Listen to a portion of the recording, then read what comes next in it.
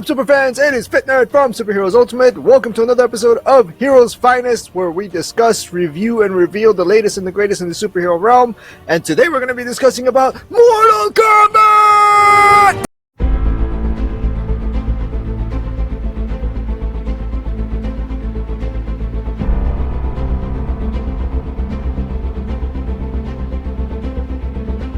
Decades after the release from the movie in the 90s, both the first one and the sequel, which the sequel nobody really wants to talk about so much because of the horrible acting and graphics. But nonetheless, those were our gamer movies, and that was the standards back then. They were not that high, but we saw them, we had fun with them, and guess what? Years later, we get this beautiful, awesomeless, mindless movie that is just about ass-kicking, martial arts, special effects, and some really dope game characters with their awesome moves and finishers. Now, this is your warning. We're going to be discussing about the movie. There are going to be spoilers ahead. Let's begin. Fight. Alright, the way this movie starts, right from the get-go, we have fight scenes. And really, really dope-ass fight scenes. I mean, I know they were trying to go with a cool storyline here about Scorpion and Sub-Zero and some major origin story behind them. All of it was around 4,000 years in the making before they actually met again.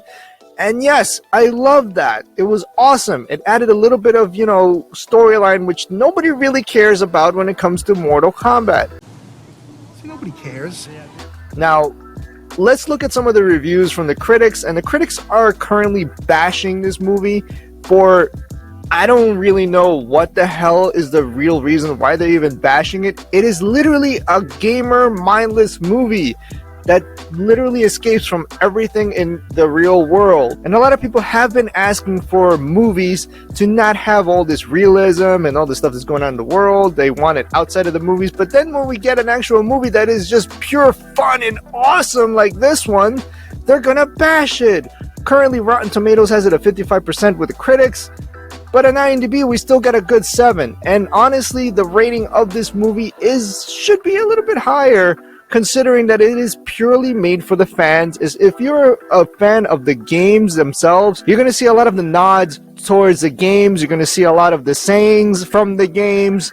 A lot of the characters were just purely awesome. They were just put there. It didn't really matter that it was a little bit choppy on the storyline and we went from here to here. In the video games, that is basically how it is. You go from one single section to fight, and then you go to another arena, and then you fight, and then you go to the next arena, and then you fight, and then you go to another arena, and then you fight. Guess what? The whole movie is literally just fighting, and it did deliver that, and I love that. Now, as far as the characters themselves, quite possibly my favorite out of the entire movie was actually Kano, which is kind of surprising because he's a bit of a douche, but he actually did a very good job at doing that.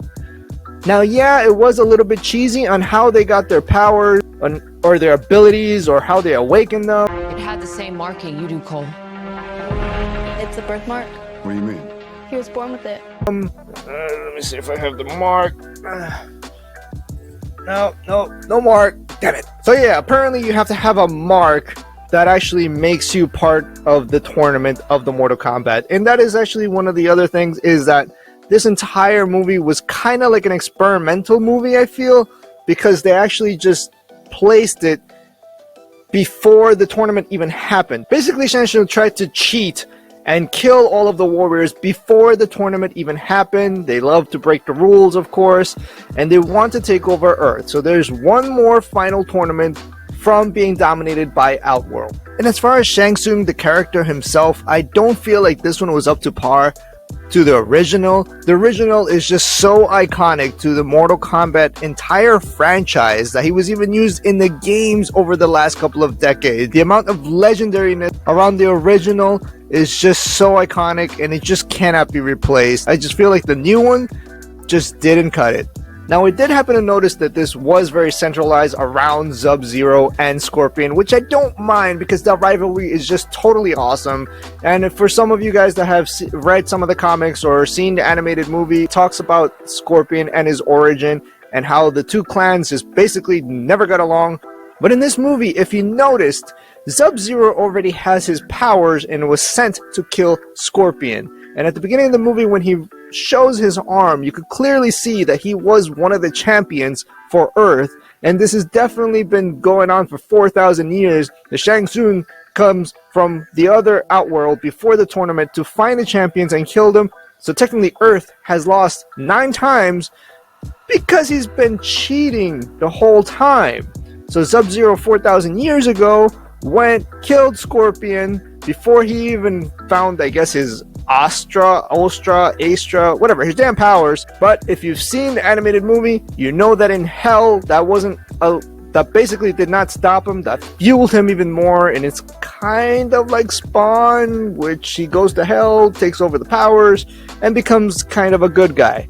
So Scorpion has never been really a villain, per se. He's actually just a really pissed off dude that wants to get revenge on the Sub-Zero guy that killed his entire clan and family. Which leads me to the character of Cole. Cole is a completely brand new character to the storyline, to the Mortal Kombat franchise. He is not from the games. He's basically placed there as a new character to tie in a type of story as a descendant of Scorpion. So that is actually his lineage, that he is still alive. The baby that was survived at the beginning, that was saved by Raiden, was the descendant of Scorpion and then led to our character of Cole. Now, will we see Cole in the video games later on in the future? This is possible, and I hope to see him in the video games because they kind of put it here first. It's kind of like a Harley Quinn scenario, which she started in the animated series and then actually ended up in the comics.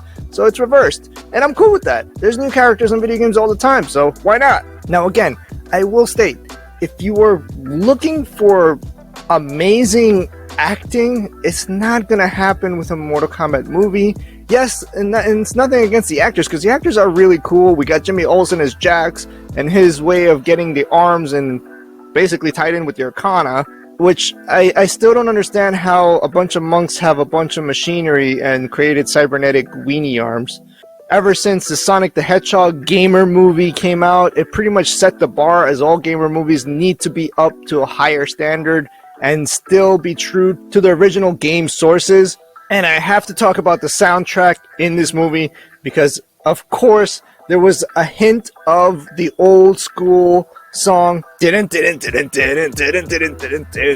it was a little bit revamped. I actually liked the new remix. I actually caught myself nodding my head at it, and then I started getting pumped because it's an old school Mortal Kombat theme in there, and there's a really, really cool team up between old school Scorpion and, well, I guess great grandson Scorpion. Raiden was super dope as the Thunder God, and CGI Goro was actually pretty dope. It is definitely an upgrade from Puppet Goro.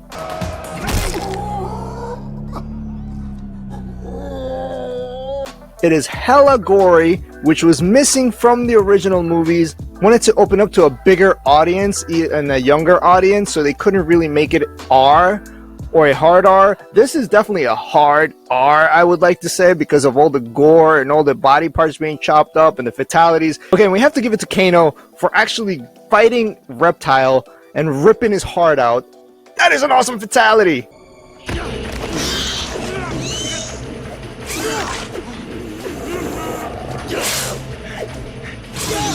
We got Liu Kang with his fatality turning into a dragon and eating someone. We have moments where Sub-Zero turned into the clone. I mean, if you really look at everything, if you are a fan of the games, you will notice all of the little tiny things or nods from the game. That is what you wanted to see in a movie. That's it. It is mindless, kick-ass martial arts fun. I loved it. I enjoyed it. Is it a repeat watch? Hella yeah, because you just want to enjoy a movie that helps your mind just escape from all of the crap around us. And it reminds me a lot of Godzilla vs. Kong, which is basically two monsters fighting.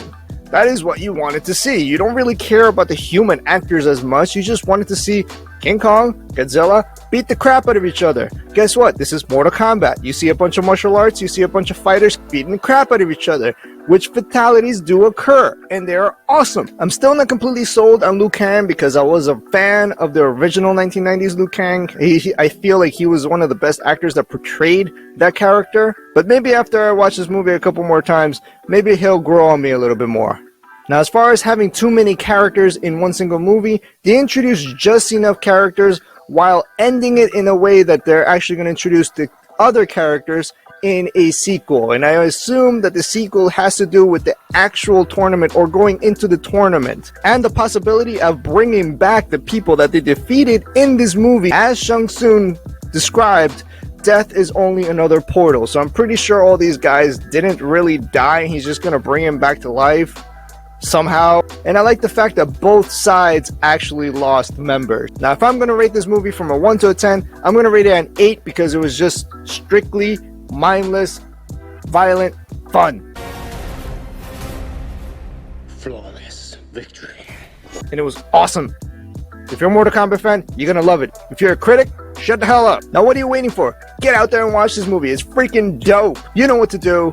Hit the subscribe button. Give us a like. If you want to show some support for the channel and get some cool collectibles and apparel, I placed a link to our shop in the description below. Did you guys love this movie? Did you hate this movie? Who was your favorite character? What was your favorite fatality? Drop it in the comments below. And keep a lookout for our next video, which is going to be talking about the breakdown on the finale of Falcon and Winter Soldier. Until next, superfans, this is Fit Nerd. Over and out.